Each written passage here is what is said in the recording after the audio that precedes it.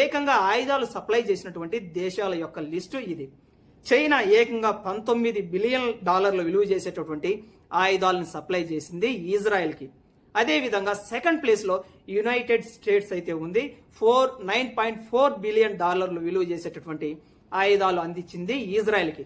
ఇక నెంబర్ 3 కనుక చూసుకున్నట్టయితే కనుక జర్మనీ $5.6 మిలియన్ విలువ చేసేటటువంటి ఆయుధాలను అయితే సప్లై చేసింది ఇజ్రాయెల్కి. ఇక ఫోర్త్ ప్లేస్లో ఇటలీ $3.6 బిలియన్. అదే మన బురదగాను టర్కీ ఎంతనో తెలుసా, ఏకంగా $2.86 బిలియన్ విలువ చేసేటటువంటి ఆయుధాలని సప్లై చేసింది ఇక్కడ ఇజ్రాయెల్కి. 30,000 మంది ప్రాణాలు ఎవరైతే కోల్పోయారో చిన్నారులు, ఆ చిన్నారులలో ఒకటి ఈ పాప. 600 సార్లు ఈ పాప పైన కాల్పులు జరిపి మరీ ఈ పాప యొక్క ప్రాణాలు తీశారు. ఆ పాపని చూద్దామని వెళ్తే ముక్కలు ముక్కలు అయిపోయింది ఈ చిన్నారి యొక్క మృతదేహం.